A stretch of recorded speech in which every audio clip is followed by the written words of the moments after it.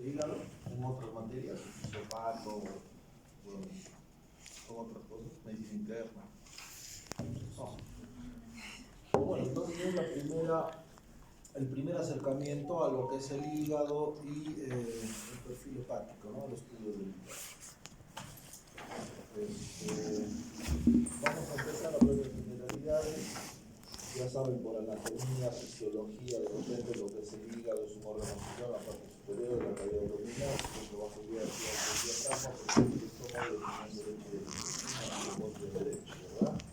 Cuando tenemos fisiología en hipocondio derecho, siempre tenemos que pensar, interpretar, imaginarnos que el hígado está de por medio y es un órgano vital que tenemos que empezar a pensar, mirar y tratar de entender la fisiopatología del órgano en torno a los síntomas que va a presentar el paciente. Tiene un peso aproximado de 1400, en las mujeres 1800 dólares, es relativo. Lo que supone alrededor del 2% del peso corporal, es un órgano interno grande del cuerpo humano muy vascularizado.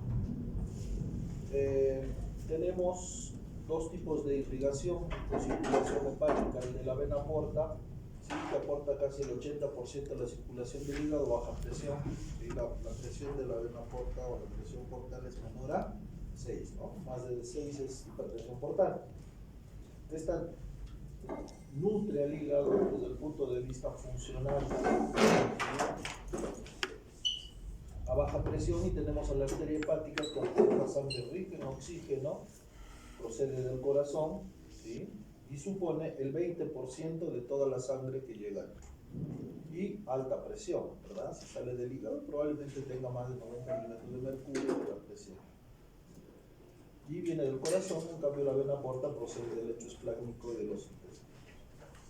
El hígado está dividido de manera general, para que se entienda, en dos lobos, derecho y izquierdo, ¿sí? Mediante el ligamento falciforme que lo une a la pared abdominal. Estos dos lóbulos a su vez se dividen en 8 lóbulos menores funcionales, los cuales están conectados por conductos pequeños que se conectan entre sí para formar el árbol biliar o el lecho biliar, ¿sí? Ahí se ve un dibujito, es un dibujito animado para niños pequeños, tipo de jardín, ¿no? Para que se entienda con colorcitos, bonitos, para que puedan interpretar que el hígado es esto. Se descompone en unidades cada vez más pequeñas, y esa es la idea de la presentación y de la primera aproximación al hígado.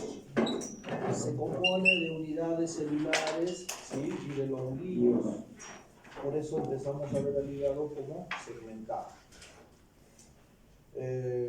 Esta segmentación también es importante porque nos orienta y nos muestra, digamos, la zona de afectación hepática para tomar conductas quirúrgicas o tratamientos quirúrgicos respectivos. Las funciones del hígado. El hígado tiene más de 500 funciones o más, ¿sí? Vamos a mencionar algunas principales. Metabolismo de lípidos, síntesis de proteínas, produce, metaboliza, excreta bilis, ¿sí? Dentro del proceso de conjugación y demás, que lo vamos a ver con más detalle más adelante. Depósito de sustancias, transforma, detoxificación, ¿sí? El amonio muria, metaboliza carbohidratos, es muy importante por eso también, sintetiza factores de coagulación y desintoxica la sangre.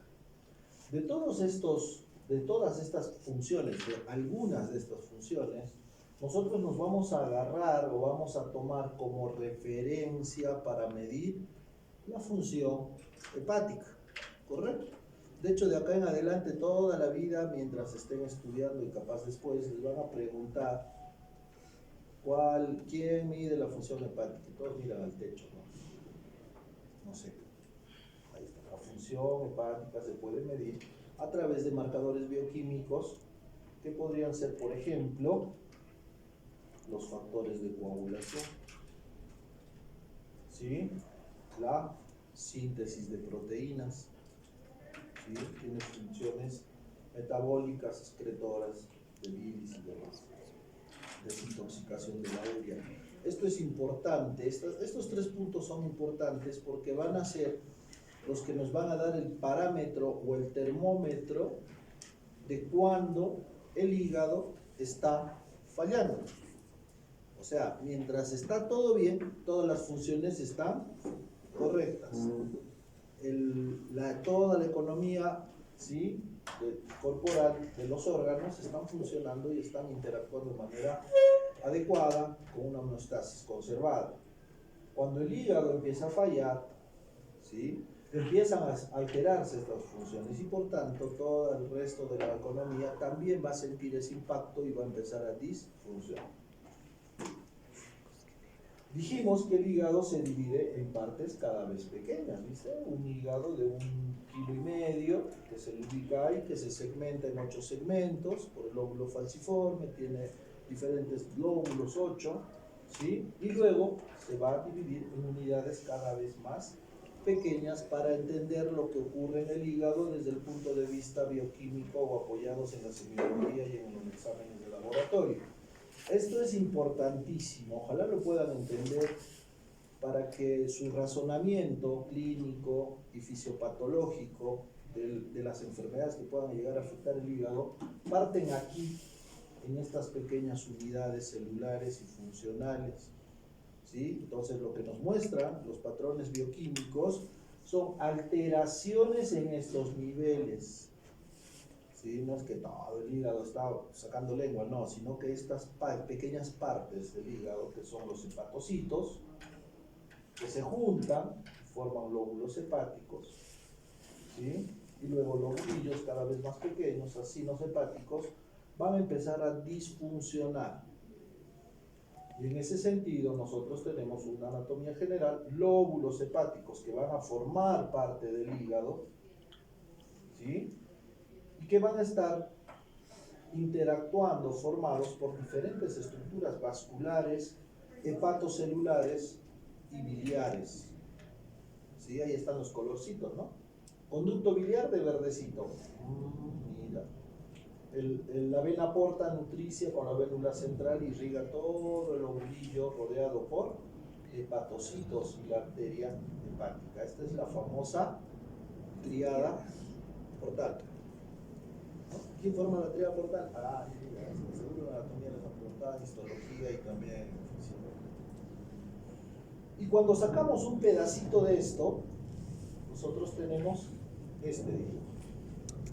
El lecho vascular, donde va a estar formado por células, ¿sí?, hemáticas, el lecho vascular, células de Kupffer, ¿sí?, células endoteliales que van a dividir los dos lechos, ¿sí?, células estrelladas o células de hilo y los hepatocitos, el hígado propiamente, ¿sí? Entonces tenemos aquí, ¿ven? Esta parte de acá cortada de una forma gráfica para poder entender dónde se va a producir el tipo de lesión. ¿Ok? Entonces, cuando hablemos de patrón hepatocelular, chicos, vuelvan a este gráfico o a este dibujo. Imagínense que estas columnas están sufriendo agresión o daño por las chelas, ¿sí?, la chichita, el traguito, por loco, todas esas cosas, ¿no es cierto? Entonces viene por acá, el forloco llega y empieza a destruir todo esto, ¿sí? Y entonces el pata o la chica que por ahí se ha tirado, pues, ¿no?, le ha gustado el alcohol, hábito hedonista, empieza a producir o a formar lesión en estos niveles, en la parte hepatocelular, ¿ya? Y entonces nos encontramos con dos patrones bioquímicos de lesión hepática principales. El patrón hepatocelular, que es todas aquellas noxas que dañan las células hepáticas, los hepatocitos, ¿sí?, los virus de hepatitis, el alcohol, el hígado graso, la esteatohepatitis, y todo lo que sea que la hepatitis autoinmune, enfermedades, ¿no?, sí, todas, de Wilson,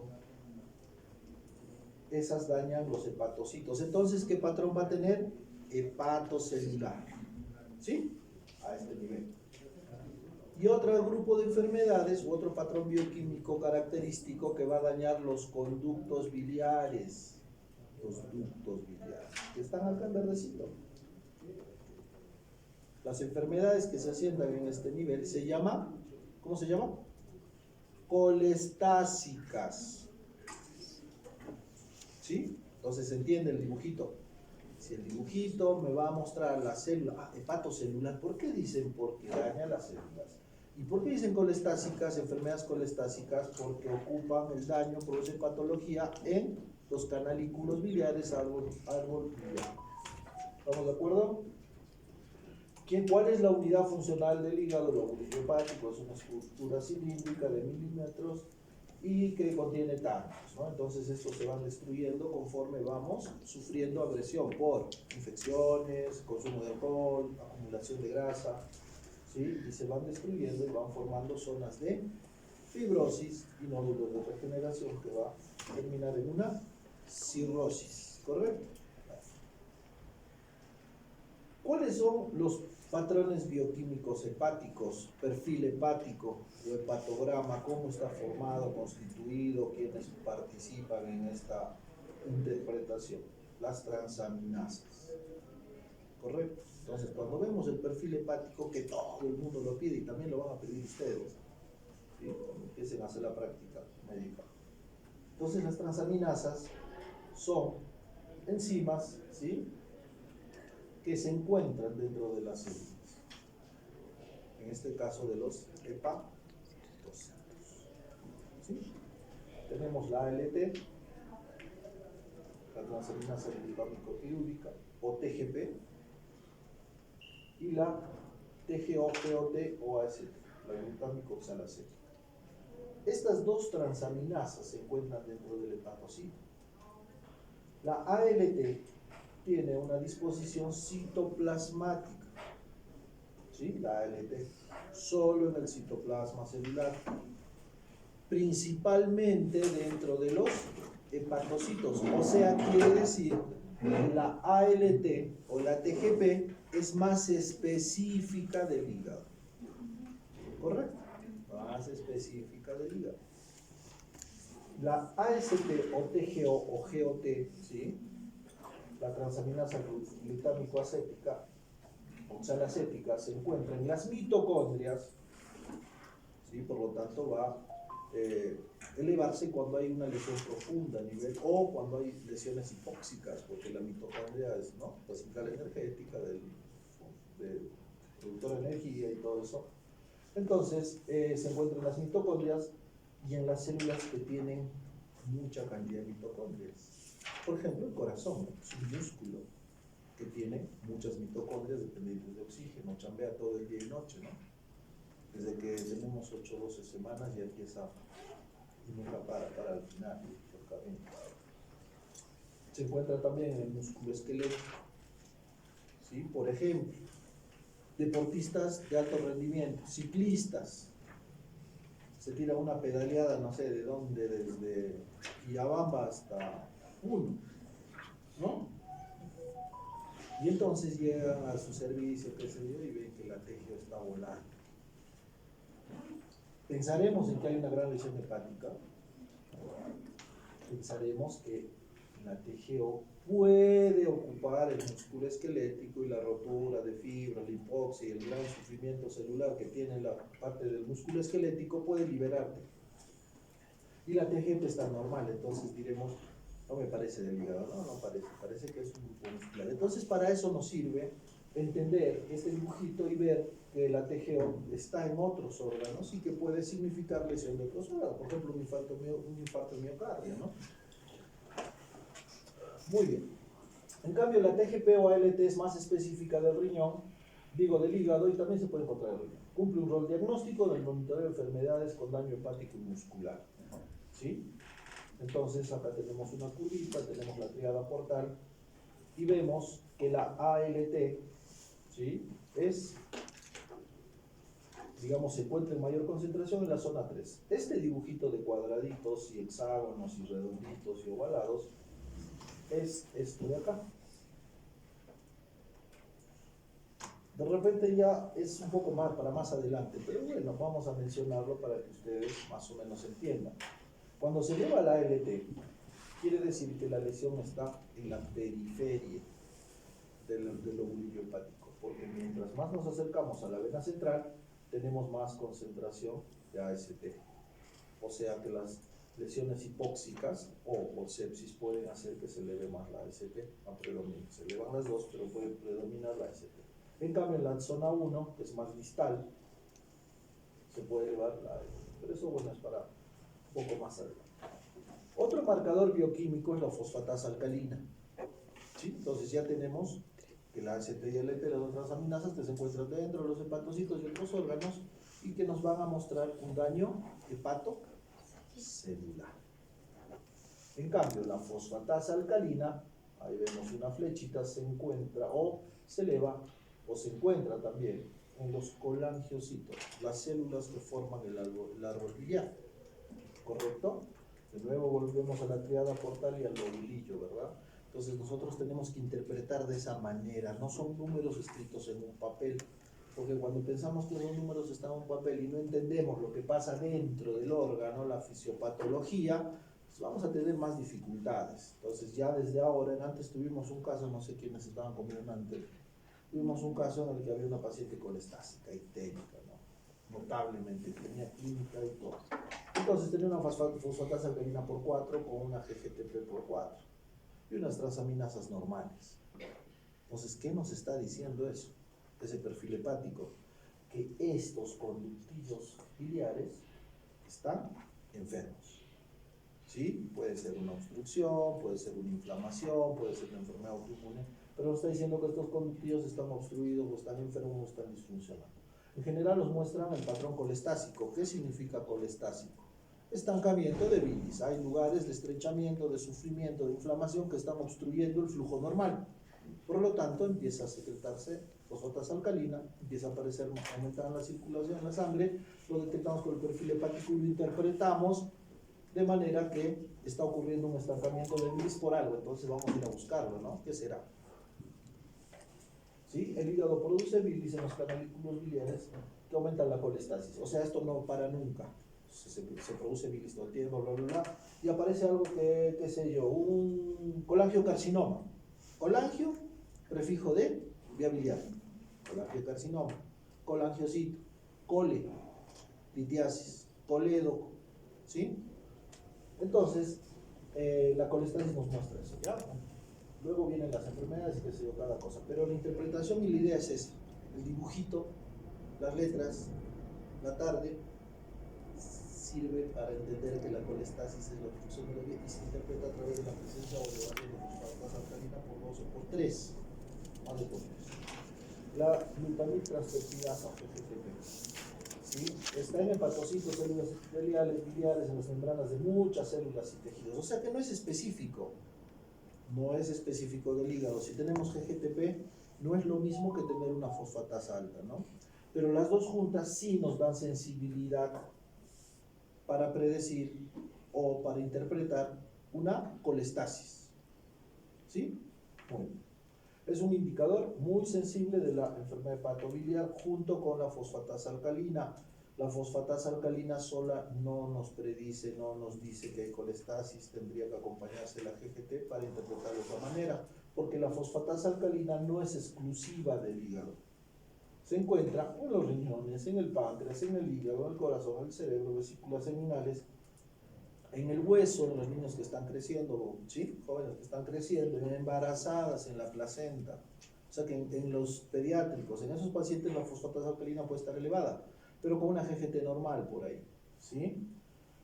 Entonces las dos, los niveles normales en las enfermedades óseas, pero cuando están juntas, GGT y fosfatasa alcalina permiten distinguir una enfermedad hepática, ¿sí?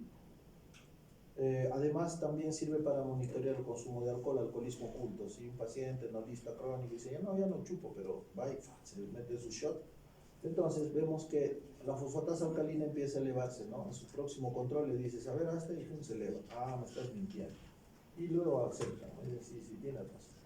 5-nucleotidasa, de igual manera que la enzima fosfatasa alcalina sirve para determinar afecciones hepáticas. No hay en los hospitales, en la mayor parte de centros, porque es cara costosa y no están presentes. disponible, pero tienen que saber que sí existe y tiene origen en el hígado y riñón grueso. Y la bilirrubina, ¿sí? La bilirrubina hay que recordar de dónde viene para entender e interpretar. Esto lo vamos a ver en la siguiente presentación, pero bueno, ya empezamos a pensar. La bilirrubina es producto de la destrucción de los glóbulos rojos, que después de su ciclo de vida, más o menos de 90 a 120 días, llega al sistema reticuloendotelial, se destruyen y empiezan se destruyen y se descomponen en dos fracciones, la fracción hemo y la fracción globina. Ambas siguen caminos diferentes. La globina, que es la proteína, se descompone en unidades más pequeñas que son aminoácidos, vuelven a la circulación y son utilizados y aprovechados por el organismo para cumplir otra síntesis de proteínas. La porción hemo entra al ciclo de la bilirrubina propiamente, ¿sí? Se convierte en biliverdina, la biliverdina libera hierro y por acción de la biliverdina reductasa se convierte en bilirrubina no conjugada o indirecta. Entonces, para que no se confunda, ¿cuál es la directa e indirecta? La indirecta es pues la previa, la primera, la que no ha pasado por el hígado. Y la directa es la que ya pasó y se va directo al intestino, si quieren. ¿Sí? La indirecta es la que no ha pasado al hígado y la directa es la que sí ha pasado y ya se está destruyendo del hígado. Esta bilirrubina indirecta o no conjugada se une a la albúmina, ¿sí? Es captada por el hepatocito, que es este verde de acá, ¿sí? Y va a entrar a hacer su proceso de glucuronización, ¿sí? A través de la UDP, glucoroniltransferasa, se va a convertir en bilirrubina conjugada y va a empezar, esto de acá sería el árbol biliar. Sale del hepatocito, ingresa al árbol biliar y se va a excretar ¿a dónde? Al intestino, ¿sí? Va a ir al intestino, una parte va a formar estercobilina, lo que le da pigmento a las heces. Entonces, si tiene acolia, ¿qué significa? Si la bilirrubina directa que sale por la papila, por el conducto biliar al intestino y se va y transita junto con todos los alimentos, le da color y pigmento a las heces, ¿qué significa que tenga acolia el paciente? ¿Qué es acolia? Es de color blanco. Muy bien, una alteración del color de las heces, una hipopigmentación, ¿no? Se torna crema, blanco. Entonces es como hueso, ¿sí? ¿Qué significará? Que no hay bilis en el intestino, ¿verdad? Que puede haber una obstrucción. Qué lindo. Entonces, la colia significa que probablemente hay una obstrucción en el árbol biliar y que eso esté condicionando ese cambio en la coloración de las heces. La otra porción se va al riñón y se convierte en urobilina. La mayor parte de la bilirrubina está no conjugada y está unida a la albúmina, por eso cuando llega al riñón, esa bilirrubina no se excreta al riñón, pero la directa sí. ¿Sí? Está libre y demás. Y el 18% hace recirculación hepática, se observa en el intestino y vuelve al hígado. Bueno, entonces la bilirrubina es la degradación de la hemoglobina y lo que acabamos de decir, es producida en el sistema reticuloendotelial, eliminado por el hígado y se excreta hacia la bilis. Es la sustancia que pigmenta. En el suelo existe normalmente una pequeña cantidad que se eleva cuando se produce destrucción excesiva y el hígado no logra metabolizar las cantidades producidas. Existen dos tipos en el organismo, la directa o no conjugada y la directa, ¿sí? O conjugada. Aquí hay otro dibujito donde se ven los glóbulos rojos en el vaso y en la médula se destruye, bla, bla, bla. Llega al hígado, se conjuga y llega al intestino y se excreta como estercobilina y urobilina. Bilirrubina conjugada. Entonces, la estercobilina está formada por bilirrubina conjugada, ¿verdadero o falso? Bueno, la bilirrubina directa se encuentra aumentada cuando existe obstrucción del árbol biliar, ¿sí? O del lecho biliar. ¿Está bien? Entonces, ¿qué formaría parte de qué patrón? ¿Hepatocelular o colestásico? Colestásico. No siempre la bilirrubina está presente o está en valores elevados o están muy elevadas. ¿Quién nos mide el patrón colestásico principalmente? ¿La bilirrubina o la fosfatasa? Muy bien, chicos, la fosfatasa, patrón colestásico. Porque la bilirrubina puede estar elevada incluso en patrones hepatocelulares, ¿no es cierto? La hepatitis A, un niñito, un jovencito que no ha sido vacunado, va a no sé dónde y se come algo. Dolor, fiebre, diarrea, transaminasas altas y bilirrubina, se ponen amarillos. ¿Por qué? Porque hay lesiones en dos niveles. ¿Ya? En el ovillo hepático, si se acuerdan, hay destrucción celular en una parte del hígado donde hay conductos biliares, entonces se tapan, se logran sintetizar por algún lado y el lecho biliar se destruye por acción de toda esta infección y eso hace que las bilirrubinas puedan liberarse. ¿Correcto? Muy bien, entonces la bilirrubina indirecta puede producirse, puede aumentarse por hemólisis, destrucción de glóbulos rojos excesiva por diferentes causas, enfermedades, porfiria, plomo, fenobarbital. Estas disminuyen el receptor de membrana, ¿sí? Estas enfermedades pues, son destrucción de células, enfermedades parasitarias, ¿sí? Malaria y todas. O disminución en el aclaramiento, disminución en la conjugación, enfermedad Gilbert o en la captación puede estar en la cirrosis. El hígado puede remover de la circulación 2 veces la producción diaria de bilirrubina indirecta. Cuando se supera esta, empieza a haber buenísimo. O sea, se empieza a hacer clínicamente. O sea, que el hígado tiene una reserva funcional que puede soportar hasta 2 veces la cantidad total de destrucción. El tiempo de protrombina se puede medir de 2 formas, ¿sí? En porcentaje y en tiempo. ¿Qué mide el tiempo de protrombina? La función, ¿verdad? Porque una de las funciones del hígado importantes era la formación de factores de coagulación. Entonces, el hígado va a sintetizar estos factores de coagulación, 2, 7, 9 y 10, que son vitamina K dependientes. Y resulta que la vitamina K se absorbe con la presencia de bilis. O sea que si no hay bilis, probablemente la vitamina K se absorba muy poco o casi nada. Por lo tanto, si estos factores de coagulación son vitamina K dependientes, ¿se van a producir o no? No, pues no, porque no hay ese sustrato, no está ese cofactor que haga que se produzcan estos factores. Es de gran utilidad en la hepatitis aguda y su descenso alerta sobre una falla hepática. Los que han rotado conmigo, siempre les hablo de esto y les insisto y les digo, cuando hay una enfermedad hepática y hay una destrucción hepatocelular, quiere decir que el hígado está siendo agredido y sus funciones están en peligro. Pero el hígado tiene una gran reserva funcional, o sea, tiene tal cantidad de hepatocitos que a pesar de que está sufriendo agresión, una gran agresión y está destruyendo los hepatocitos, todavía funciona. Cuando nosotros vemos que el TP se empieza a prolongar, quiere decir que aproximadamente el 80% de la masa hepatocitaria ha sido destruida. Entonces hablamos de falla hepática, o sea, se ha incendiado, se ha prendido fuego el hígado por lo que fuera. ¿Sí? La chica que se tomó paracetamol y vino de calca y está pues, decepcionada de la vida y se tomó 30 gramos de paracetamol. No le dolía, vino diciendo, toma paracetamol, y encima avisa. Y llega a su posta, le dicen, ¿te duele algo? No, no me duele. Empieza a ponerse un poco histérica, empieza a sentir mareos, malestar, le hacen un perfil hepático nuevamente y sus transaminasas creo que está en 3500. ¿Sí? Entonces, si las transaminasas están en 3500, ¿qué entiendo? Que los hepatocitos se están destruyendo, ¿verdad? Por eso se ha liberado transaminasas en la sangre. El siguiente paso era medir. Esto nos da una interpretación aproximada de que si se ha destruido casi todo, ¿sí? El hígado, y si eso está ocurriendo, pues hay que prender velitas, ¿no? Hay que ir a comprar unas velitas y al santito, a la virgencita, para que se sane. Porque si el hígado se termina de destruir, necesita un trasplante. Y acá no trasplante, ¿no? Ni en Caira trasplante. Pues ahí es agronomía, es el trasplante de plantas, pero el hígado no. Pues no se puede trasplantar, entonces el riesgo de mortalidad es alto, ¿no? ¿Quién nos mide ese riesgo de gravedad?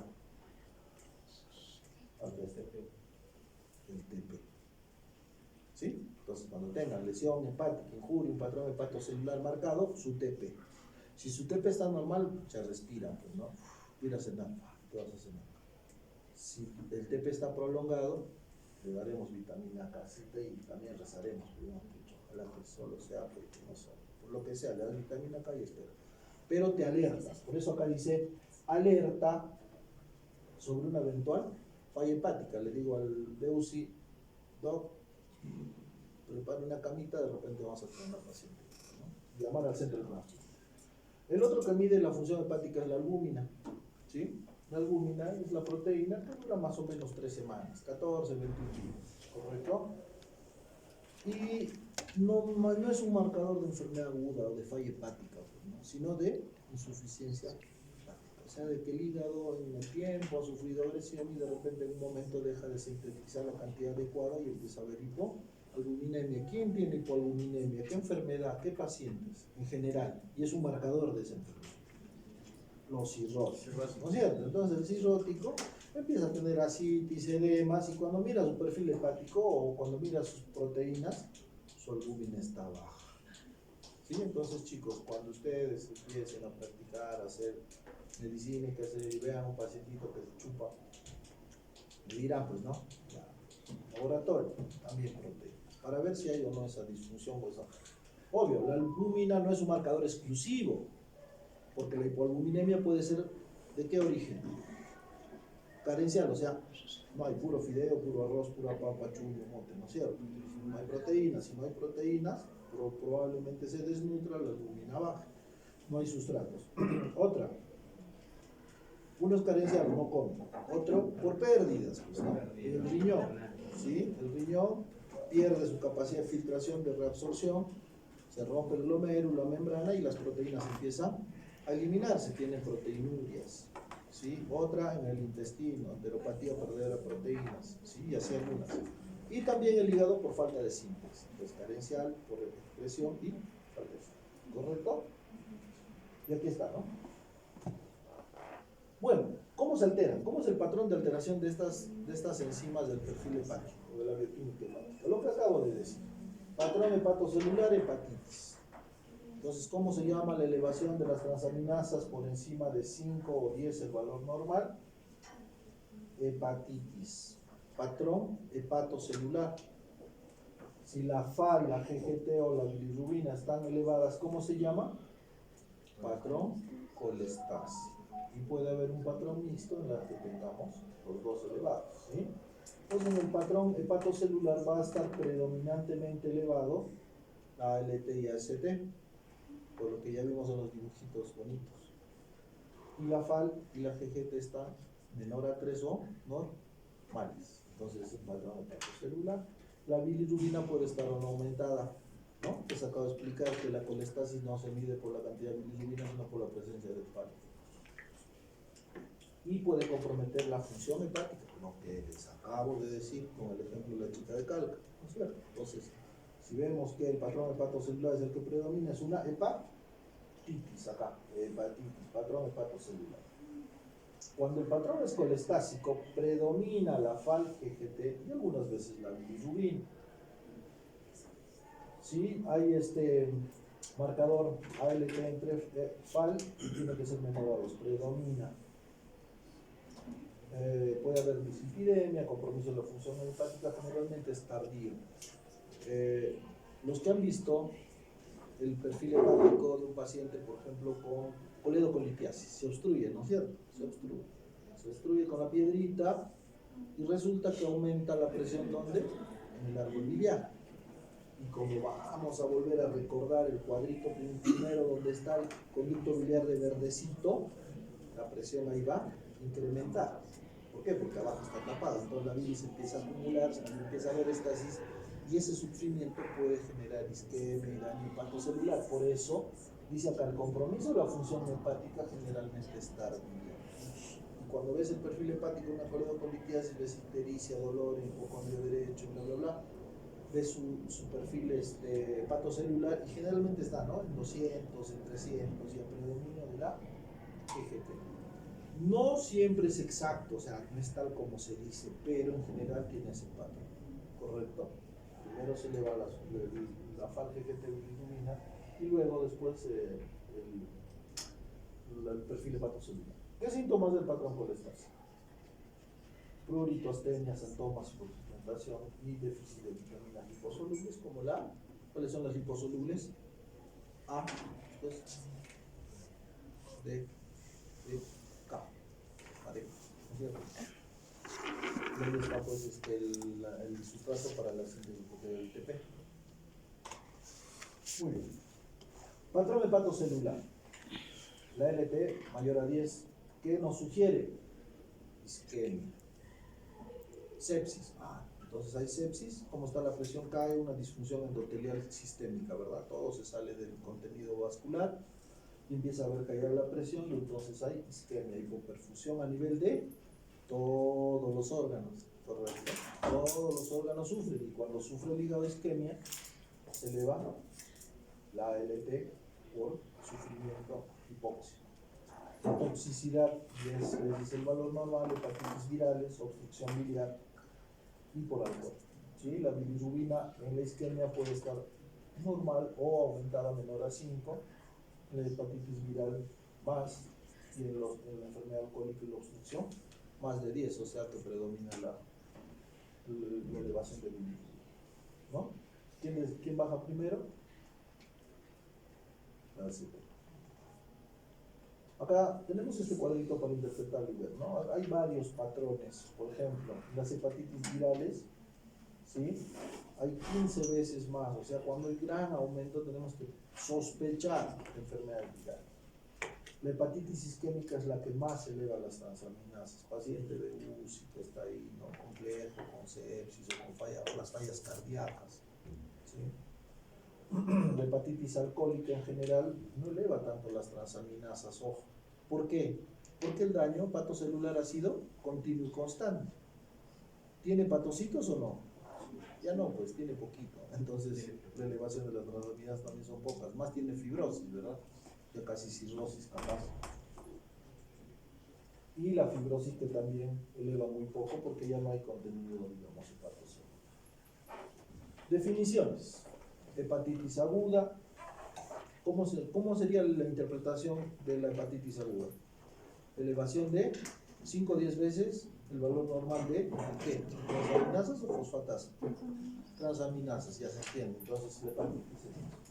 Si tiene coagulopatía, hepatitis aguda grave. Doctor, ¿de dónde han sacado eso? El doctor Palomino es el único que dice que hay hepatitis aguda grave. Después no hay en ningún libro. Hay escuelas, ¿sí? Me he olvidado ponerlo, acá tendría que haberlo puesto. Porque pues no estamos inventando nada, todo esto está en internet, está en los libros, en las exposiciones de todos los que estudian, son capos y no tanto también. Pues acá he hecho esta equivalencia. Entonces, hepatitis aguda, transaminasas más de por 10, 5 es el valor normal. Si a esto le sumamos el TP prolongado, entramos a una hepatitis aguda grave o falla hepática. Acá me falta poner falla hepática. ¿Sí? En la escuela donde he aprendido, bueno, le decimos hepatitis aguda grave. Por ejemplo, paciente que llega a la guardia con transaminasas elevadas, ¿qué hago? Le llamo al gastro. O mejor le pido su TP. Y si su TP está, ahí sí les llamo a todos, a su mamá, a su papá, a su tío, a su hermana, a su novia, al doctor, al gastro también le llamo a todos, ¿no? Al lucista les aviso todo. Creo que se nos va a complicar, ¿no es cierto? Pero mientras eso, tranquilo, pues, ¿no? Le dicen, ya, esperaremos un rato, cruza tus dedos, le dices, que crucen sus dedos. Entonces, el TP prolongado, falla hepática, ¿sí? O hepatitis aguda grave. Y si a esto además, transaminasas por 10, más TP prolongado, que ya estaríamos hablando de casi un 70%, 60-70% de destrucción hepatocelular, o sea, los hepatocitos se han destruido, le sumamos la encefalopatía, que es otra función del hígado, ¿no? Hemos visto desintoxicación del amonio, convertir en urea para que no llegue al cerebro y haga un aumento de la permeabilidad encefálica y le dé una hipertensión endocranial, un edema cerebral y muerte, ¿verdad? Entonces mueren, pues. Esta falla hepática, o digamos, la interpretación es elevación de transaminasas por el TP prolongado y le dices, Juana, y no despierta. Juana, despierta. ¿No? Entonces ya encefalopatía. ¿Cuánto tiempo ha pasado? 24 horas, 72 horas, 36 horas de que empezó el cuadro. ¿Qué quiere decir? Que hay una insuficiencia o falla hepática aguda fulminante, o sea, mal pronóstico. necesita trasplante, porque el hígado se ha licuado todo, se ha destruido en su mayoría. ¿Sí? Entonces, para eso nos sirve el hepatograma. Piénsenlo de esa manera, interprétenlo de esa manera, y pues pueden salvar una vida, ¿no? Ya les he dicho, siempre digo, el hijo de alguien, el papá de alguien, el hermano de alguien, el tío de alguien, el abuelo de alguien. ¿Sí? Y eso, cuando uno se pone en ese lugar, que es lo que tienen que hacer todos, los que estudian medicina y son médicos, practican medicina, tienen que poner en el frente, al lugar del paciente, en el lugar del familiar y en el lugar del otro, y tratar de hacer lo mejor posible para ayudar, ¿verdad? Porque podemos estar en ese lugar. Muy bien, ¿se entendió esto del trauma hepatocelular? No se va a olvidar, cuando les pregunte los que van a rotar conmigo, por favor, respondan, por favor. Por favor. Muy bien. Patrón colestásico. ¿Sí? Afección del árbol biliar puede ser intra o extrahepático. ¿Dónde nace el árbol biliar? Sinusoide, triada portal, dentro del lobulillo hepático. Ahí nace. Se van juntando y forman ramas cada vez más grandes de cada lóbulo, ¿verdad? Hemos dicho que hay 8, derecho, izquierdo. Y de esos grandes salen la rama hepática derecha, la rama hepática izquierda, confluyen, la rama hepática común se junta con el cístico y forma el coleno. Eso nos va a mostrar, o la patología que se asienta en este nivel nos va a mostrar el patrón colestásico. ¿Correcto? ¿Qué se ve? Causas extrahepáticas. ¿En quién? Pancreatitis, EPOC, infarto. ¿Puede elevarse la GGT con FAL normal? ¿Me preocupo? Más o menos, pero no es un marcador específico, ¿verdad? Puede ser, es inespecífica. La GGT sola con una FAL normal, yo tranquilo. Aumento de la fosfatasa alcalina con GGT normal. ¿Será hepático? Hemos dicho que está en el hueso, en la placenta, en los niños en crecimiento, ¿verdad? En el riñón, la fosfatasa alcalina. Tendremos que pensar en hígados. ¿Tenemos una fosfatasa alta con una GGT normal? No, porque cuando están juntas es hepático. Cuando no están juntas pensemos en hueso. De hecho, entró un chico de que vino a Puerto Maldonado hace 2 años, creo, al hospital con FAL de 1000, gastro. Bueno, yo recién estaba empezando a trabajar en el hospital y veo pues esto, ¿no? Le digo, pero esto no es del hígado. Colagio resonante, esto no es del hígado. No porque no sepan los que lo estaban viendo, sino porque no había unidad, pues, o sea, venía uno, pensaba, miraba y se iba, ¿no? Pues no había uno que haga seguimiento y se fije y analice, evalúe y lo siga 2, 3, 4 días. Entonces, le dije, no, esto no es del hígado, no me parece. Y dicho y hecho. El paciente había hecho una pancreatitis en julio y él entró en octubre, creo, después. Y tenía un tumor en la cadera. Entonces, chicos, si miran este cuadrito, le prestan atención, un poquito de ganas, pueden interpretar ya ustedes o empezar a interpretar algunas cosas. ¿Sí? Muy bien, valor normal. Aumento de las dos, fosfatasa y GGT por 5, tumores hepáticos, primarios o metastásicos, obstrucción del árbol biliar, ¿sí? Litiasis. Y menor a 5, los dos elevados, cirrosis biliar primaria, colangitis y hepatitis. ¿Por qué será? Porque estas enfermedades en general no dan síntomas hasta que están en un estadio avanzado y como todo se agota, pues, ¿no? Si tienes hartas células, el árbol está impecable, intacto, probablemente la cantidad de enzimas bioquímicas serán altas. Pero si ha habido una destrucción a varios niveles y empieza a debutar porque ya pues digamos la reserva fisiológica se agota, probablemente los niveles bioquímicos sean bajos, pero están presentes. Por eso dice elevación por más de 5 y por menos de 5. ¿Sí? Por eso es la interpretación. Y bueno, el uso combinado, que es lo mismo, ya dijimos, se los dejo para que lo lean, lo interpreten y para el examen. En el examen les preguntar estas cosas. Que no es difícil. ¿Se entendió? ¿Qué? En la lista no puede. Ya, al final. ¿Se entendió? Les dejo la presentación para que lo tengan, pero siempre los textos de referencia nos falta interés, así que aguante. Faltan 10 minutos más. En 10 lo damos. Esperen.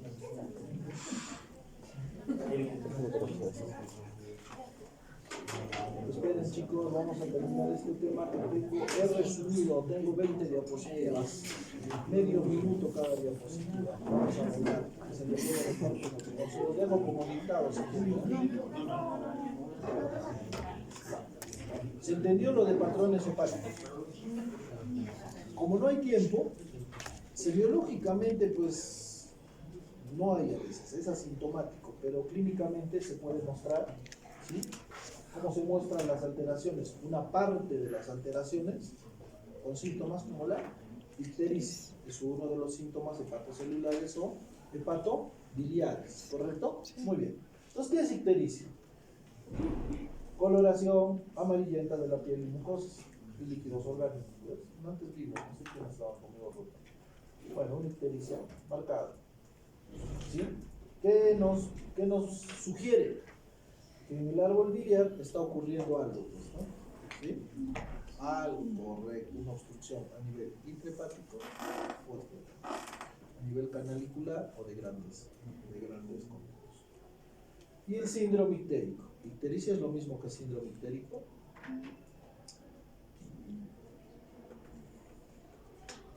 ¿Sí o no? Sí. No, ¿por qué? Porque ictericia. Porque la ictericia es un signo o un síntoma. Ah, ya, es un signo. ¿Y el síndrome ictérico? Es el conjunto. Muy bien, por lo menos eso. Está bien. Ah, mentira, está bien, ya está entendido. El síndrome ictérico, signos y síntomas, ¿no? O sea, ictericia más coluria, ictericia más acolia, ictericia más fiebre, ictericia más dolor osteoarticular, mialgias, astemia, adinamia, prurito, síndrome ictérico. ¿Sí? ¿A qué se debe? Bueno, múltiples. Ya vimos esto, ya no lo voy a repetir, les va a doler la cabeza. Acá, el otro dibujito para niños de jardín. ¿Sí? Entonces, hablamos de la bilirrubina conjugada y no conjugada, ¿correcto? Esto es lo que ocurre, comunidad celular básica de lo que hemos hablado. Prehepática, ictericia prehepática, la que no ha llegado al hígado. O sea, ¿qué tipo de bilirrubina es? ¿Directa o indirecta? De nuevo, ¿qué tipo de bilirrubina está acá elevada? La prehepática. Indirecta, ¿sí? He escuchado mal, pensé que directa. Indirecta, porque todavía no llegó al hígado, o sea que está en este nivel célula retículo endotelial, se forma la bilirrubina y se libera. ¿Se va a unir a quién? A la albúmina, se va a transportar por todo el camino y llega al hígado. Y se une a la membrana, se capta la bilirrubina. ¿Sí? Entonces entramos, cuando se eleva a este nivel, es hepática, ictericia hepática, prehepática, hepática, y cuando ya está conjugada, ha sufrido proceso de captación, almacenamiento, conjugación y excreción al árbol biliar, se llama poshepática. Entonces hay tres: prehepática o indirecta, hepática y poshepática, ictericia. Miren, el dibujito ya nos dijo toda la clase, vámonos. ¿No es cierto? Ictericia, etiología, esto está en internet en todos lados. Causas prehepáticas, hepáticas y poshepáticas, lo mismo del dibujito. Etiología, pueden ser en adultos y en niños recién nacidos, ¿viste? ¿Tienen sobrinitos o hijitos? Bueno, los que tienen hijitos se han puesto amarillos al nacer, y los que tienen sobrinitos, ¿han visto a los bebitos que cuando nacen se ponen amarillitos? Algunos, ¿han visto la ictericia neonatal? Bueno, es regularmente frecuente, ¿no? ¿Sí? Entonces, hay una ictericia en niños, la ictericia de recién nacido. Hay inmadurez muchas veces de la captación y entonces, no sé, sintetiza. Y ese mecanismo que acabamos de captación, almacenamiento y excreción se altera porque es inmadurez. 1, 2, incompatibilidad. Veo, papá y mamá no eran compatibles, pero a pesar de eso están juntos, ¿no? Se aman. Entonces nace el bebé y tiene esa incompatibilidad, se destruye la célula ictericia neonatal por incompatibilidad. La lactancia materna aumenta la recirculación enterohepática de bilirrubina, la mamá le da pecho y la bilis vuelve al hígado. Hepatitis virales en niños nacen y tienen pues una infección porque la madre les transmite anemias hemolíticas, malaria, atresia biliar en niños, ¿no? Recién nacidos neonatos empiezan a ponerse amarillos. Hay que sospechar de atresia biliar. O sea que la vía biliar no se ha formado completamente y una atresia es una ausencia de conducto, ¿verdad? En algún lado, o sea, no se termina y hay las hepatitis autismo. En adultos, obstructivas o hepatocelulares, ¿no? Las obstructivas, conductos biliares, estenosis biliar, anemia hemolítica, cirrosis, hepatitis biliar. Fisiopatología, las características de la bilirrubina indirecta es tóxica, está unida a la albúmina, es liposoluble, no se excreta en el riñón, no se excreta en vías biliares, es la que está prehepática, ¿verdad? La indirecta, prehepática, todavía no ha llegado al hígado, por lo tanto no se está excretando. Y la ictericia con bilirrubina directa no es tóxica, no está unida a proteínas, está unida a la albúmina, ¿no es cierto? Circula por todo la unidad de la albúmina. Es hidrosoluble, se excreta a través del riñón, las heces y demás. Entonces, en la fisiopatología, la hiperbilirrubinemia, ¿mayor a cuánto? ¿Cuánto es lo normal? Bueno, hay diferentes marcadores, pero tiene un valor normal. ¿Sí? Si está elevado el doble, el valor normal ya es una hiperbilirrubinemia. Puede ser clínica o subclínica. Clínica, ojos amarillos. Subclínica, bilirrubina de 2.5, pues está elevada, hiperbilirrubinemia. ¿A qué se puede deber? Formación excesiva de bilirrubina, hemólisis, disminución de la captación, síndrome de Gilbert, o sea, llega, está todo acá y llega a la membrana hepática y no se capta, porque no hay un receptor de membrana que haga que ingrese, entonces empieza a acumular cuando el pata se enoja, no come o le hacen renegar, ¿no es cierto? O por regurgitación de la vía biliar por los trastornos de los conductos biliares. Producción excesiva, aumento de la bilirrubina no conjugada, producción excesiva, déficit de la captación, lo mismo. Aumento de la bilirrubina conjugada, disminución en su eliminación de los conductos biliares y fugas de bilirrubina. Entonces ya dijimos, bilirrubina no conjugada, prehepática. Que se queden con estos conceptos generales, va a estar bien. Lo he resumido porque eran dos temas en uno, ¿verdad? El feriado y esto. Dije, no se los voy a dar por dictado, pero mejor por lo menos de algo lo hablamos. Prehepáticas, producción excesiva, hemólisis, eritropoiesis ineficaz, reabsorción de grandes hematomas. Por ejemplo, politraumatizados, accidentes de tránsito, ¿no? Esos pacientes que tienen grandes lesiones y hay hematomas grandes pueden elevar la producción porque se reabsorben y como hemos visto el grupo EMBA se libera y empieza a aumentar. Disminución del aporte, insuficiencia cardíaca, es hepáticas, las causas hepáticas, alteración de la captación, por ejemplo el síndrome de Gilbert, disminución de la conjugación, hereditaria Krieger-Najal, por fármacos, hay algunos fármacos que el paciente, por ejemplo los anticonvulsivantes, pueden producir algunas alteraciones en el nivel de la captación, la síntesis y metabolismo de bilirrubina. La bilirrubina conjugada. La conjugada tiene causa hepática, trastornos hereditarios, Dubin-Johnson y rotor, por lesión hepatocelular, hepatitis virales, fármacos, alcohol, cirrosis, ya vimos, ¿no? En ese dibujito donde está en la triada portal, se produce una lesión y eso hace que empiece a aumentarse, o sea, se conjuga, pero la lesión está distal, entonces hay colestasis, hay estancamiento de bilis y aumento y se sale, ¿verdad? Si se entiende, ¿no? Por eso son hepáticas, porque hay daños a nivel del hepatocito donde está los canalículos biliares saliendo, o sea, la bilirrubina llega, se sintetiza y se excreta, y en ese pequeño vaso se obstruye por una lesión hepática, una hepatitis que destruye esa zona y se produce una elevación indirecta y directa. Colestasis intrahepáticas, ya, embarazo, fármaco, posoperatorio, cirrosis biliar primaria, colágenas esclerosante. Y poshepáticas, colestasis extrahepáticas, coledocolitiasis, neoplasias de cabeza de páncreas y demás. Lo mismo, ¿sí?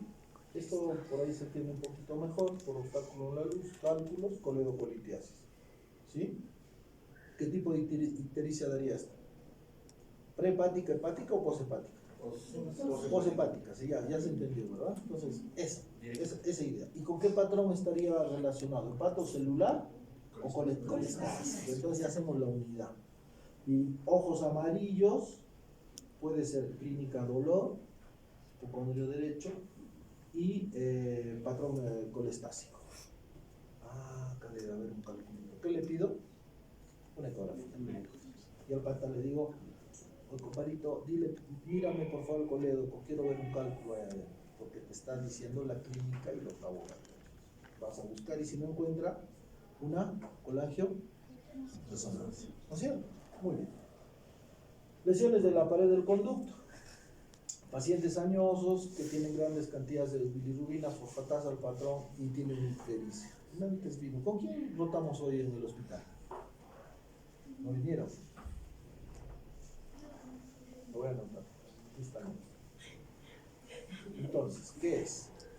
Paciente de 80 años con dolor abdominal, pérdida de peso. Y ahí nos paramos en este lugar. Neoplasia labial, ampuloma, ¿sí? O neoplasia cabeza de pan, de cabeza de pan. Tres cosas hay que hacer. ¿Sí?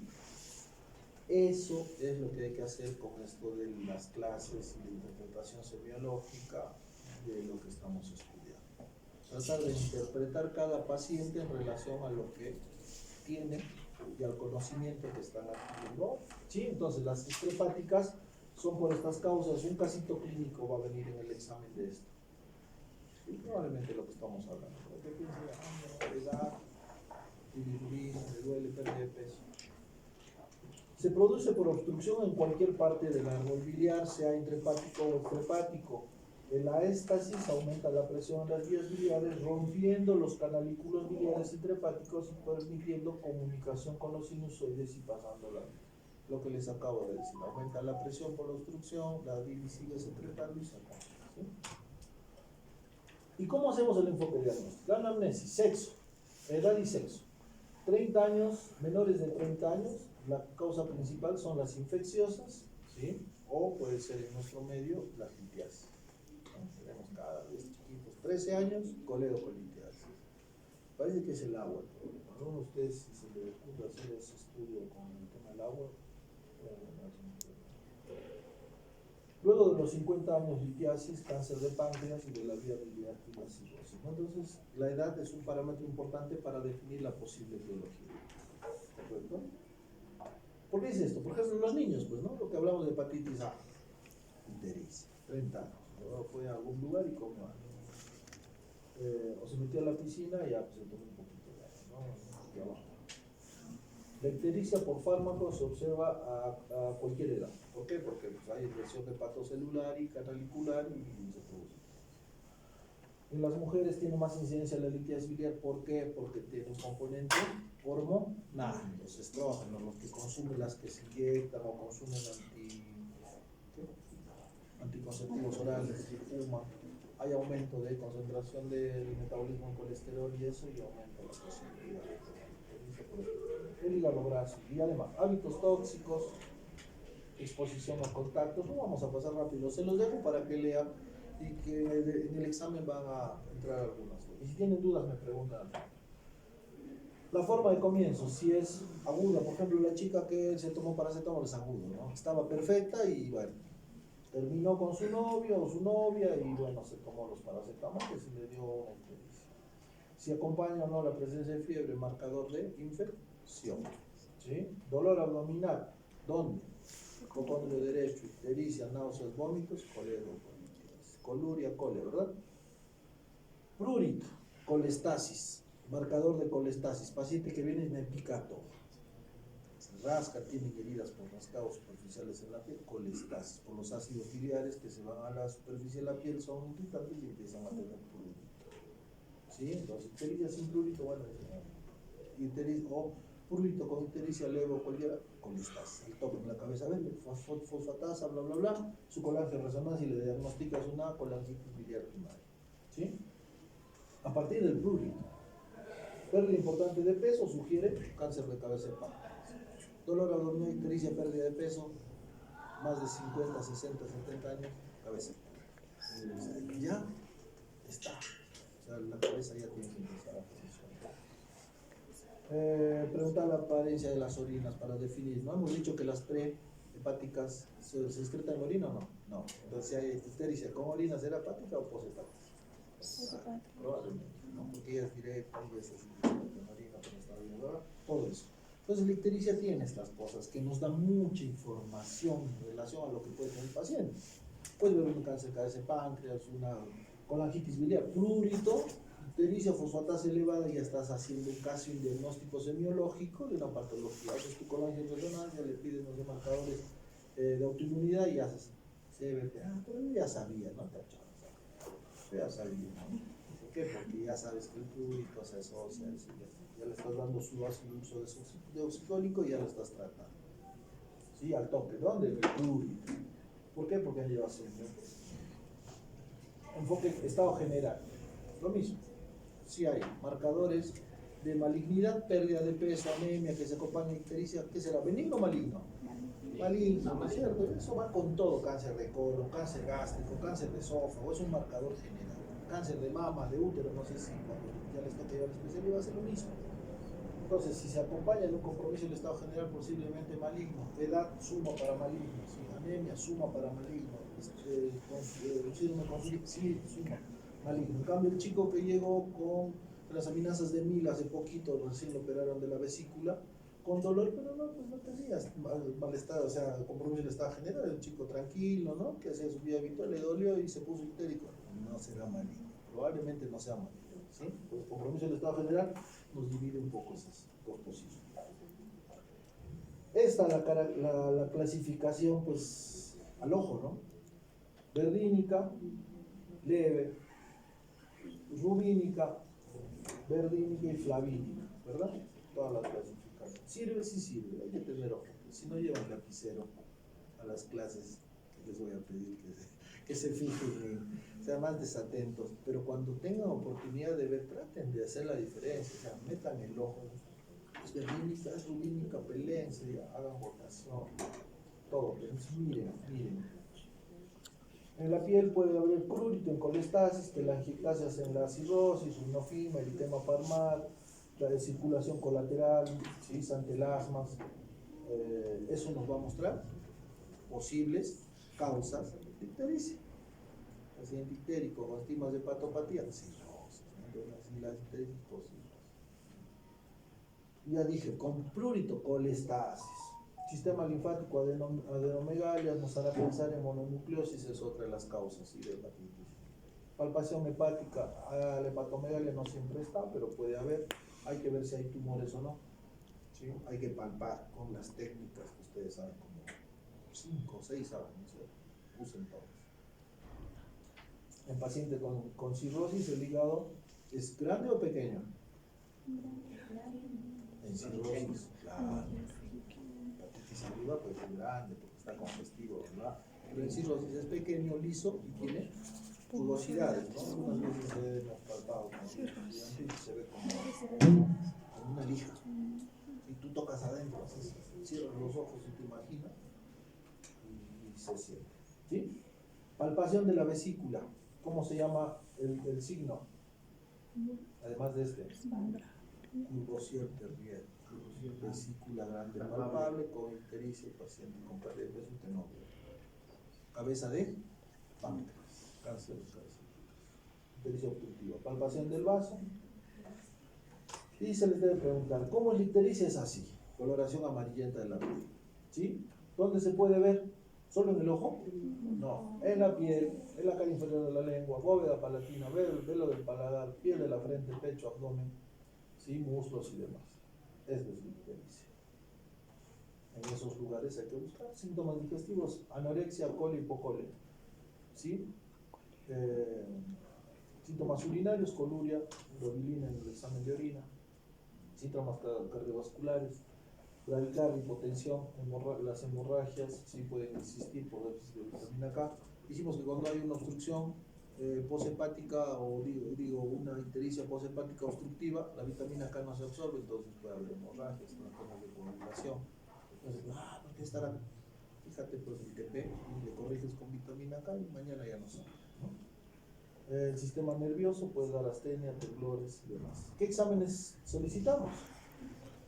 Marcadores virales. Entonces tengo ictericia, ¿qué sospecho? Marcadores virales, le puedo pedir hepatitis A, antígeno de superficie para hepatitis B, hepatitis C, Epstein-Barr, citomegalovirus. Pueden causar ictericia. Medición de la bilirrubina puede estar presente en orina, en sangre, ¿sí?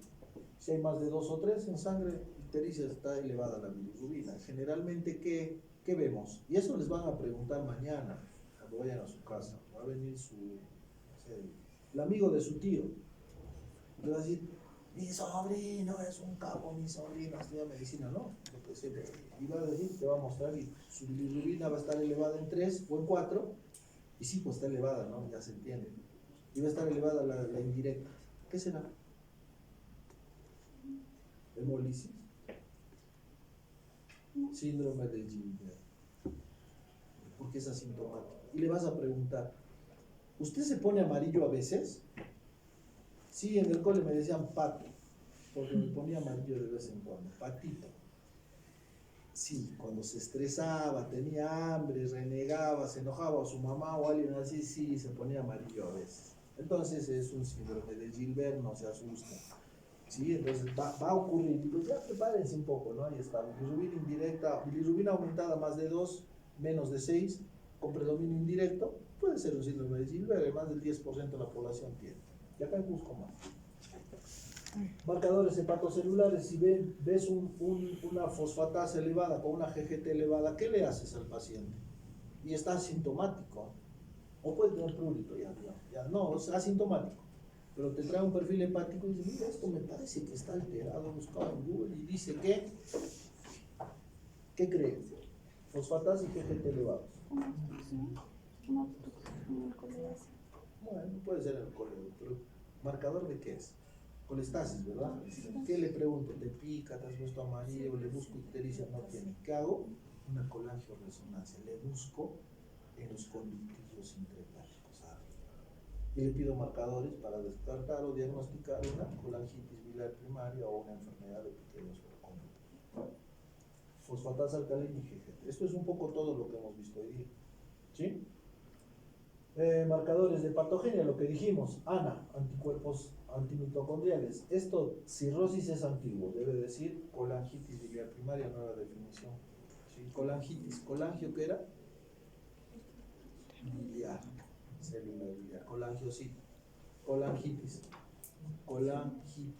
biliar primaria, inflamación y la biliar de los conductos biliares, biliar primaria, o sea que se origina ahí mismo, no hay un factor externo, sino autoinmune.